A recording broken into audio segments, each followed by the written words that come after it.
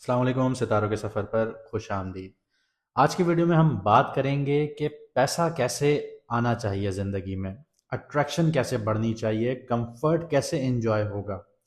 ये एक प्लेनेट है जो इन सारी चीज़ों को कंट्रोल करता है, आपकी लव लाइफ को कंट्रोल करता है, आपके रोमांस को कंट्रोल करता है। अगर ये वीक है तो आपके पास पैसे का मसला है, आपकी अट्रैक्शन अच्छी नहीं है, आपको कंफर्ट नहीं मिलता, हर चीज़ हासिल करने के लिए जद्दोजहद करनी पड़ती है। और ये अगर अच्छा बैठा हुआ है आपकी इस जायचे में, आपकी कुंडली में, तो पैसा भी भरपूर है, अट्रैक्शन भी बहुत है, कंफर्ट भी बहुत है, प्यार करने वालों को उनका पार्टनर भी मिल जाता है। और उनके लिए आप ये समझें कि फूलों का रास्ता होता है। लेकिन जिसका ये प्लैनेट मुश्किल में होता है और जिसको इस प्लैनेट की समझ नहीं आती, वो ज़िंदगी में बहुत मुश्किलात झेलता है, संघर्ष करता है, अपने गोल्स को अचीव करने के लिए, पैसा कमाने के लिए, प्यार हासिल करने के लिए, अपनी शादीशुदा ज़िंदगी बेहतर करने के लिए, अपने आराम को हासिल करने के लिए उस इंसान को मुश्किलात का सामना रहता है। कुंडली में और भी बहुत कुछ देखा जाता है, तो अगर आप लोग जानना चाहते हैं और अपनी मुश्किलात का हल चाहते हैं, चाहे पैसे से रिलेटेड हो, अट्रैक्शन से रिलेटेड हो, शादी से रिलेटेड हो, जॉब से रिलेटेड हो, बिजनेस से रिलेटेड हो, बिजनेस में ग्रोथ नहीं हो रही हो, तो आप लोगों के सामने स्क्रीन पर नंबर आ रहा होगा, आप व्हाट्सएप पर मैसेज करके मैडम एस्ट्रोलॉजर एन बख्श का अपॉइंटमेंट हासिल कर सकते हैं। तो अब हम बात करते हैं कि वीनस ट्रांजिट कर रहा है कैप्रिकॉन से निकल के एक्वेरियस में जा रहा है, तो इसका इम्पैक्ट आपके ऊपर क्या आने जा रहा है। हम सारी चीज़ों को डिस्कस करेंगे कि आपका करियर, जॉब, बिजनेस, कहाँ आपके लिए अपॉर्चुनिटीज छुपी हुई हैं, कहाँ आपका प्यार छुपा हुआ है, बिजनेस कैसा रहेगा, आप लोगों का स्टॉक क्रिप्टो कैसा चलेगा, रोमांस कैसा रहेगा, मैरिज होगी या नहीं होगी, शादी में रुकावटें आएंगी, ये सारी चीज़ें हम डिस्कस करेंगे। कमिटेड लोगों की भी बात करेंगे, ब्रेकअप्स की भी बात करेंगे, हेल्थ की भी बात करेंगे। तो आइए वीडियो को शुरू करते हैं। अब बात करते हैं विर्गो मून साइन वालों की, यानी कि कन्या राशि, यानी कि बुर्ज सुमला वालों की। तो आप लोगों के 6th हाउस में वीनस आ रहा है। वीनस 6th हाउस में बहुत अच्छी पोजीशन पर नहीं होता, लेकिन यहाँ पे आप लोगों का जो 6th हाउस है वो जॉब, डेली रूटीन, कंपटीशन, कर्जे, लोन्स, दुश्मन, आपकी हेल्थ और हीलिंग, ये सारी चीज़ें एक्टिव हो जाती हैं। लेकिन जो वीनस है वो एक बेनिफिक प्लैनेट है, तो वो यहाँ पे कंफर्ट देगा, हार्मनी देगा, डिज़ायर्स देगा।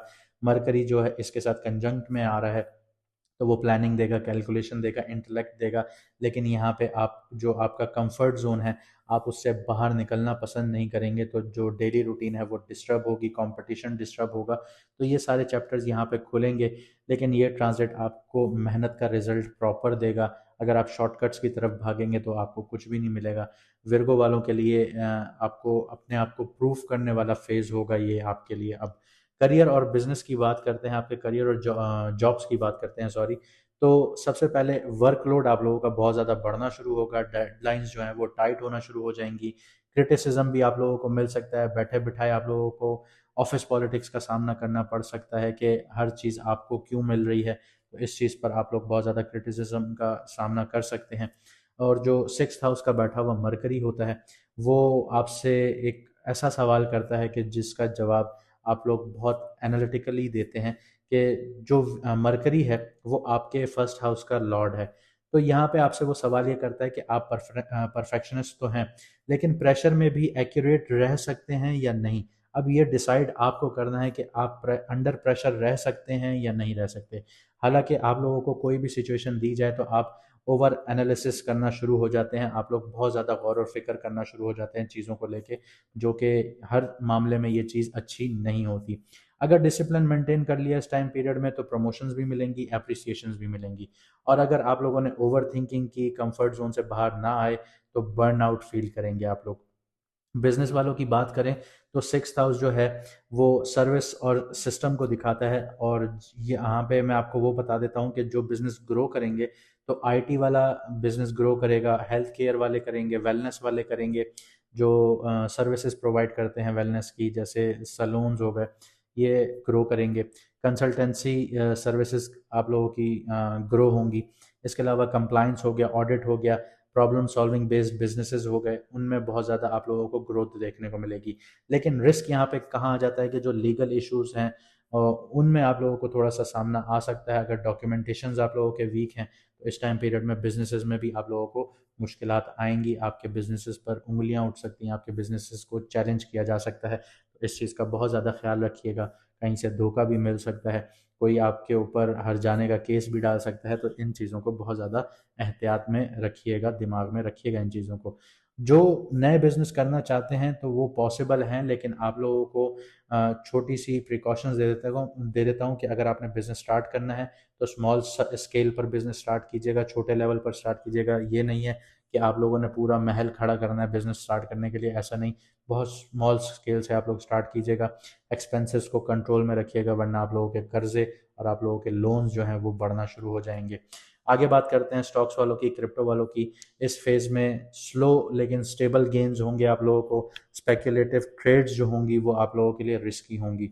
वीनस आप लोगों का 6th हाउस में है, तो इमोशनल फटीक के बाद आप लोगों के रॉन्ग डिसीजंस यहाँ पे बहुत ज़्यादा उभरना शुरू होंगे, जो आप लोगों को स्टॉक्स और क्रिप्टो में नुकसान दे सकते हैं। तो स्ट्रेटजी लिख कर चलिए, उसको प्रॉपर रिसर्च कीजिए। आप लोग वैसे ही एनालिसिस में बहुत माहिर हैं, तो आप लोगों को रिसर्च प्रॉपर करनी चाहिए। इसके अलावा हेल्थ और फाइनेंस को मिक्स मत कीजिएगा, वरना आप लोग नुकसान उठाएंगे। आगे बात करते हैं लव, रोमांस और शादी वालों की बात करते हैं। तो अब प्रैक्टिकली अब आप लोगों का टेस्ट स्टार्ट हुआ है, और शनि जो है, सैटर्न जो है वो आपके 7th हाउस में बैठा है। तो ये अब टेस्ट आप लोगों के लिए थोड़ा सा कम्बरसम होगा, हैवी होगा। तो इस दौरान अट्रैक्शन आप लोगों को वर्क प्लेस पर मिलेगी या रूटीन के थ्रू मिलेगी। और जो लोग सिंगल्स हैं उनकी बात कर रहा हूँ। लॉजिकल चॉइस और इमोशनल फैंटेसीज आप लोगों की बहुत ज़्यादा होंगी। लेकिन वीनस की ये जो प्लेसमेंट है वो यही बताती है कि इस टाइम पीरियड में आप लोगों ने परफेक्ट इंसान नहीं, क्योंकि आप लोग हर चीज़ परफेक्शन ढूंढते हैं हर इंसान में, तो परफेक्ट इंसान नहीं, आप लोगों ने रिलायबल इंसान ढूंढना है।